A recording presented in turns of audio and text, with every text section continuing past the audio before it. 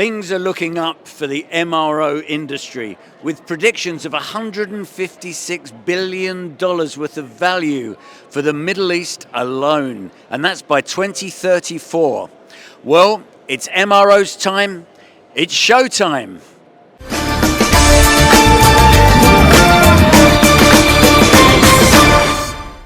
MRO Middle East has brought together more than 250 exhibitors from the MRO and the aircraft interiors world to help shape the future for the industry in this region. His Highness Sheikh Ahmed bin Zayed Al Maktoum, President of Dubai Civil Aviation Authority and Chairman of the Emirates Group and Dubai Airports, opened the show. Key announcements and signings included GE Aerospace announcing a $10 million investment in its two MRO facilities in the Middle East, FL Technics revealing plans to expand its operations in the UAE with a new line maintenance station at Dubai World Central, and Alpha Tame Logistics also breaking news of its growth in new areas in the region. We want to expand in further region, and we already have a presence on the warehousing and also on the sea freight in Saudi Arabia. Now we have a tie-up with the Aerospace logistics network. So we are moving on an initial stage into Riyadh, followed by Dammam and then Jeddah.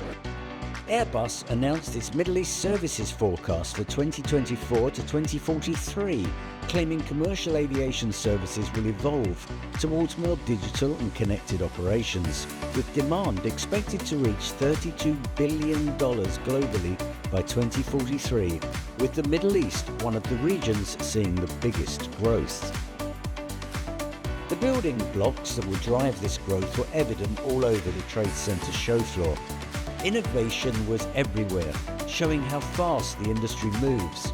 There was even a hands-free vacuum harnessing system working on compressed air and nitrogen that allows technicians to work unhindered on the fuselage or the wing, whether it be an A380 or a carrier-based F-35.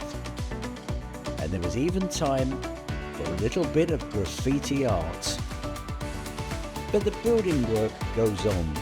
Adam Voss, CEO of TIM Aerospace, is building a new facility at DWC and sees the investment as a great opportunity. It's a huge hangar, privately owned, independently operated, 18,000 square metres, single span, targeting narrow body, wide body aircraft, Boeing, Airbus, in a region that's underserviced.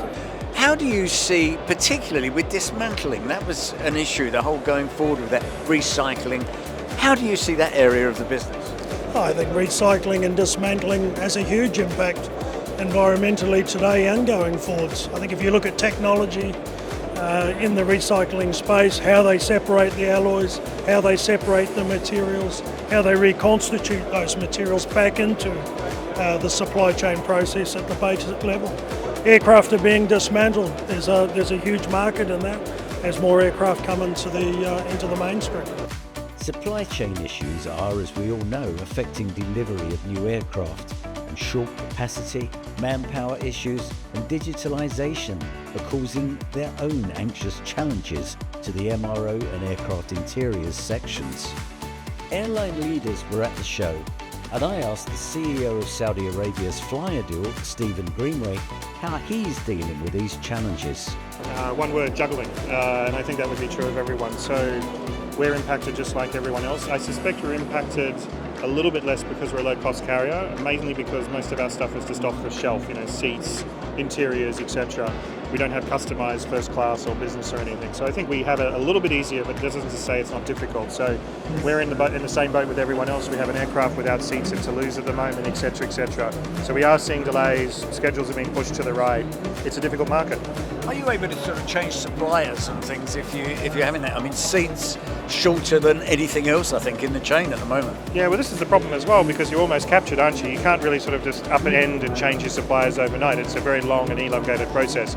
So we actually look for really reliable and long-term partners. We don't want to chop and change. If a supplier has got an issue, we want to work with them to be able to resolve those issues and get the aircraft delivered on time. It's not just the airlines. One of the top completion businesses in the world, Switzerland's AMAC, famous for its head of state and VVIP business jetliners, said they were facing the same challenges. So for us, we're facing challenges across the board, I would say, in supply chain. Managing vendors and managing delivery times are key factors, and compounded with that is the workforce. So I would say across the board we're facing pretty challenging issues, but we're working with our vendors to get through it. We have a very strong project management team, and so with team effort we really push everywhere to deliver the projects on time. So how does it work in practice? Well, we went to the largest independent MRO provider in the Middle East, Joramco, and talked to its chief executive, Fraser Curry. Joramco, we just go from strength to strength, as you know, every year. We've got so much going on, so many exciting things happening, from training all the way through to new contract signatures. So it's been a record year in 2024, and 2025 is set to be the same. Now, you mentioned training. We recognise that shortages are a challenge. Now, you're doing something to grow your own, really. Yeah, I mean, we've always had the academy, but we've built a new state-of-the-art academy capable of putting 300 students through there. We've increased our capability in the academy so that we're now looking at type training courses as well as the 4-year ab initio courses. But on top of that, we've now added specific on-the-job training, which means we're going to be able to not only look after our own students, we're going to be able to take in students from outside of Jordan and Joramco as well.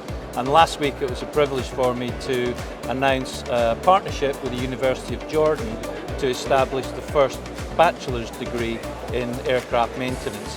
So that's adding one further year to our ab initio, and we'll give obviously a BSc. Well, while we're looking at getting this flow of recruits, Dr. Engineer Suad Al-Shamsi, the first female Emirati aviation engineer, was impressed that the show had more representation of women. But there is still a need to break down those barriers. To give the chance for women to shine on the stage with a conference summit, with exhibition, to show that the women actually exist in this industry, because today we see 99% male, and any organization or company, they are bringing the male more than the female. This year I see is different. We see a lot of female, but to break this barrier, we want to have the chance to put them in the right path and let them grow. Like everywhere, AI is a key topic. And making its debut at this year's event, a breakthrough intelligent borescope method for engine inspections was unveiled by Rolls-Royce with partners Waygate Technologies and RH Aero. The technology enables the inspectors to see each blade with AI, helping to identify the smallest defects and gaining quick insights from standardized data. This will lead to increased time on wing from optimized maintenance decisions and increased certainty in fleet planning. Certainly Airbus sees the benefits for the industry with increased digitalisation, and that brings cost savings for airlines. That was not lost on home airline Emirates, which signed a contract for the Airbus Skywise Fleet Performance System with its advanced predictive maintenance and fleet health monitoring solution. Yeah, digitalization will clearly help in reducing maintenance costs, and in particular with predictive maintenance. And we estimate here in the Middle East that it will go up to $500 million in 2043, so which is quite significant in terms of savings for maintenance. And how is it possible? Actually, we change now the maintenance from an unscheduled maintenance to scheduled maintenance, and meaning that thanks to digitalization, airlines will be able to anticipate the failure and then to plan that, instead of having an operational interruption and then being in a panic mode.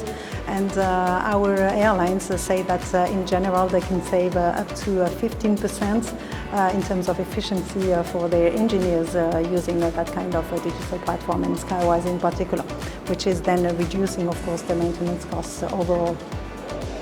Well, as Sheikh Mohammed bin Rashid Al Maktoum, the ruler of Dubai, once famously said, we're not building the biggest airports in the world, we're building the aviation capital of the world. And as far as the MRO show goes, you ain't seen nothing yet.